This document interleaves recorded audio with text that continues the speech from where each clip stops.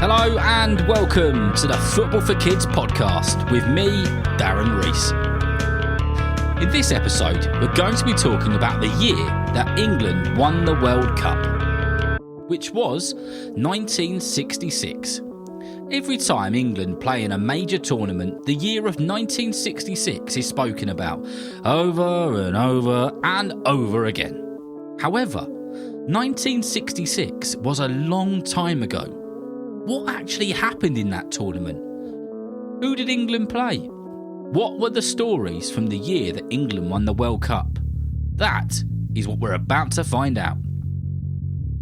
So, the 1966 World Cup was held in England, and it was the 8th World Cup tournament to be played.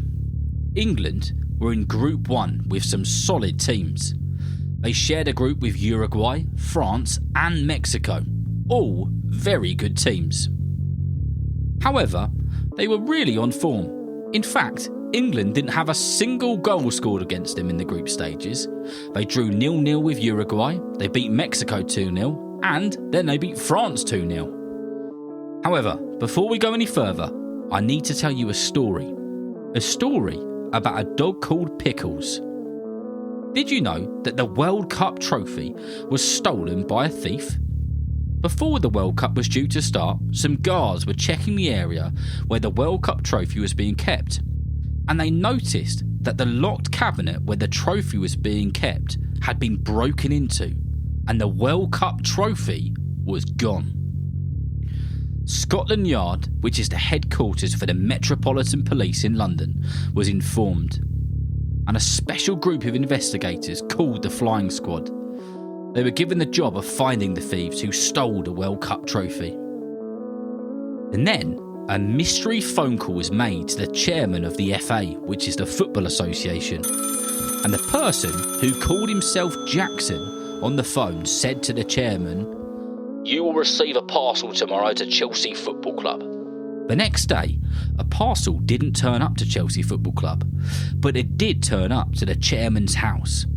Inside that parcel was a part of the World Cup trophy and a note which said, "If you want the World Cup trophy back, you'll need to pay us £15,000. And don't you dare tell the police about this." But the chairman of the FA did tell the police about this, and they worked together. And they organised that they were going to meet the baddie called Jackson, the thief who had sent the letter and a part of the World Cup, to try and get the World Cup trophy back. The police filled a suitcase with scrap paper, and they put some real money on top and organised to meet the man who called himself Jackson to exchange the money for the trophy. Little did Jackson know that a suitcase was full of scrap paper and only a couple of hundreds of pounds of real money. The thief said that he would take the police officer to the trophy and got into the police officer's car. And by the way, Jackson, the thief, didn't actually know that the police officer was a police officer. He was undercover, acting as somebody from the FA. It was all a part of catching the thief and getting the trophy back. The thief looked in the mirror when he was in the car, and he worked out that he was being followed by the flying squad from the police. Eventually, the thief, Jackson, jumped out of the moving car and ran away, and the police didn't get the trophy.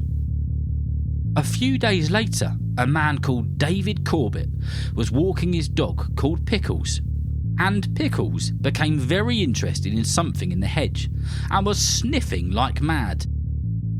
David looked in the hedge and he could see that Pickles was sniffing at a package, and David picked the package up, unwrapped it, and discovered that Pickles had found the World Cup trophy.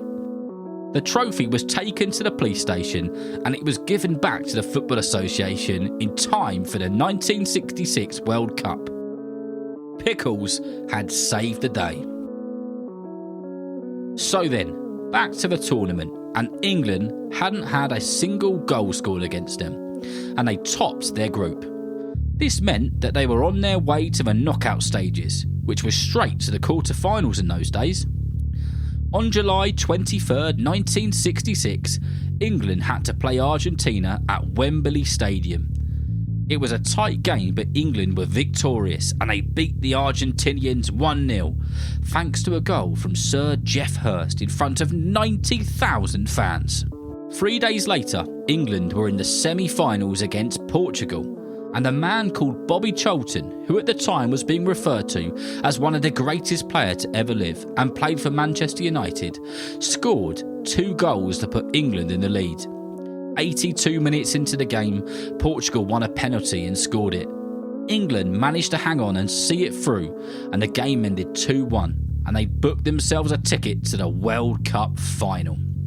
And on the 30th of July 1966, over 96,000 fans packed into Wembley Stadium to see a final between England and West Germany. The game got off to a fast start, and after 12 minutes, Germany smashed a goal past the England keeper and stuck it into the back of the net. 6 minutes later though, Sir Geoff Hurst, the England striker, scored a terrific goal to make it level. And with 12 minutes to go, Martin Peters struck the ball inside the box and scored for England. Could England hold on to the 90th minute and become world champions? At 89 minutes, Wembley Stadium was full with the sound of whistles from the England fans, encouraging the referee to blow his whistle and end the match. And then, in the dying seconds, the German player Weber scored and gave Germany a lifeline. This game was going to extra time. After 101 minutes and at 2-2, the England striker Sir Geoff Hurst put England in front again and it was 3-2. And then, in the final moments of the game, Geoff Hurst did it again and sealed the win for England. The game ended 4-2 to England and they were the winners of the 1966 World Cup.